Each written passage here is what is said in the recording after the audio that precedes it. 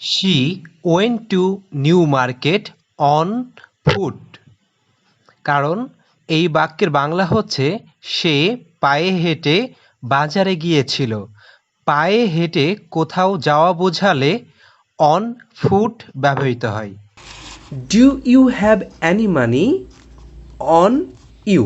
On হওয়ার কারণ হচ্ছে এই বাক্যটা যদি বাংলা দেখি, তোমার কাছে কি কোনো টাকা আছে? কারো মালিকানায় কিছু থাকা বোঝালে নাউন বা প্রোনাউনের পূর্বে অন বসে।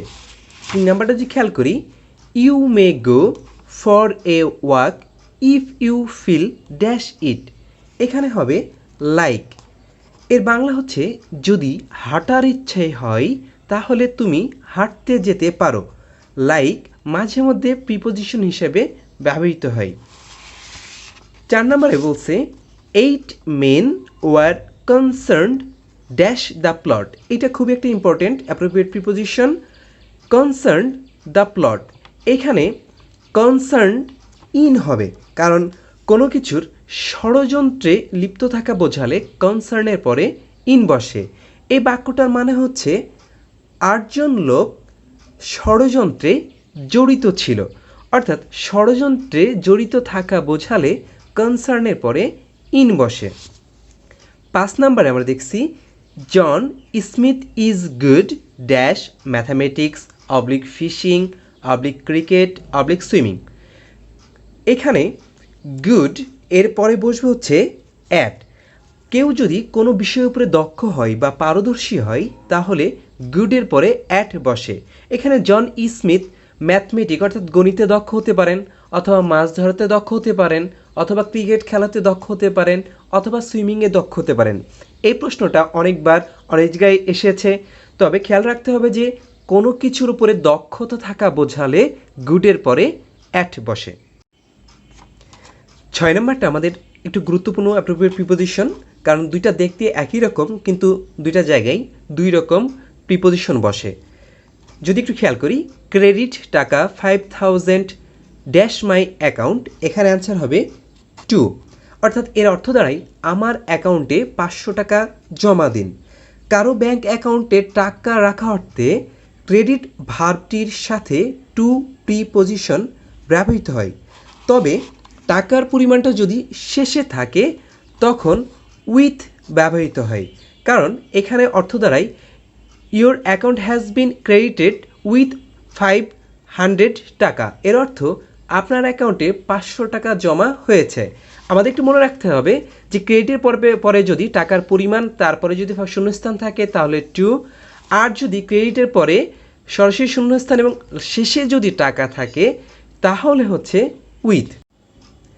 7 নম্বরটা আমাদের ইম্পর্টেন্ট, কারণ প্রায় দেখতে একই রকম কিন্তু দুইটা শূন্যস্থানে দুই রকম অ্যাপ্রোপ্রিয়েট প্রিপোজিশন বসে। যেমন হচ্ছে Rizvi requested Rini dash telephone to attend the meeting. এই জায়গায় টেলিফোনের পূর্বে যদি আর্টিকেল দি না থাকে তাহলে বাই বসে।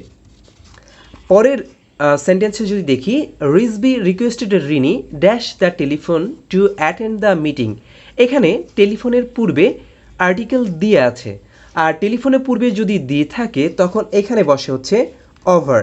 এটা একটু খেয়াল রাখবেন যে টেলিফোনের পূর্বে যদি দি না থাকে তাহলে বসে বাই, আর টেলিফোনের পূর্বে যদি দি থাকে তাহলে এখানে বসে ওভার। তারপরে 8 নম্বরে যদি খেয়াল করি, there is no alternative dash training, এখানে অ্যান্সার হবে টু। এর বাংলা হচ্ছে প্রশিক্ষণের বিকল্প নেই। অল্টারনেটিভ এর পরে সবসময় টু বসে।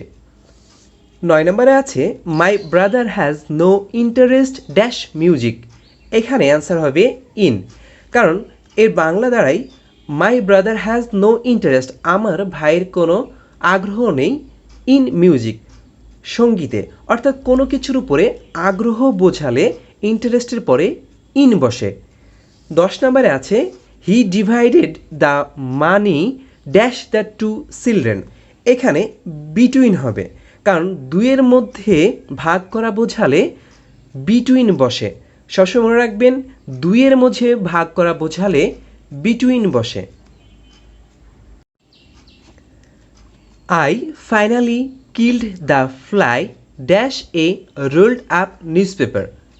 এখানে অ্যান্সার হবে উইথ, কারণ দেখেন মাছিটাকে রোল করা নিউজপেপার দিয়ে মারা হয়েছে। কোনো কিছু দ্বারা বা কোনো কিছুর হাতিয়ার উপায় বোঝাতে উইথ ব্যবহৃত হয়, অর্থাৎ কোনো কিছু দ্বারা কোনো কিছু কাজ করা অথবা কোনো হাতিয়ারের দ্বারা কিছু করা বোঝালে এখানে উইথ ব্যবহৃত হয়। Hurry up, we have to go dash 5 minute. এখানে অ্যান্সার হবে ইন, কারণ হচ্ছে নির্দিষ্ট সময়ের মধ্যে বোঝাতে ইন বা উইথ ইন ব্যবহৃত হয়। তবে যদি কাছাকাছি সময় বোঝাই তাহলে বাই ব্যবহৃত হয়, যেমন he will come by 4 PM। He poured the tea dash the mug. এখানে অ্যান্সার হবে ইনটু, কারণ হচ্ছে কোনো পাত্রের মধ্যে কোনো কিছু ঢালা বোঝালে পাত্রের পূর্বে ইনটু বসে। নেক্সট হচ্ছে what are you so angry. এখানে বসে হচ্ছে অ্যাবাউট, কারণ হচ্ছে কোনো ব্যাপারে বা কোনো কিছু নিয়ে রাগান্বিত হলে অ্যাংরির সাথে অ্যাবাউট বসে। তবে এখানে আরেকটা সেন্টেন্স আছে, আই অ্যাম অ্যাংরি ড্যাশ মারুফ।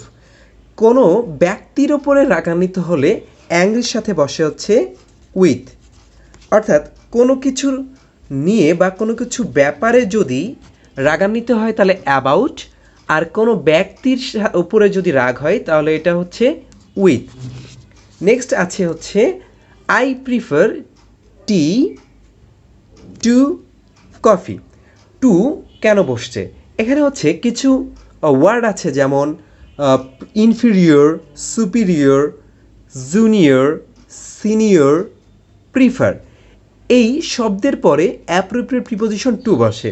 একটু মনে রাখবেন, ইনফিরিয়র, সুপিরিয়র, জুনিয়র, সিনিয়র আর প্রিফার, এই শব্দগুলোর পরে অ্যাপ্রোপ্রিয়েট প্রিপোজিশন টু বসে। ধন্যবাদ।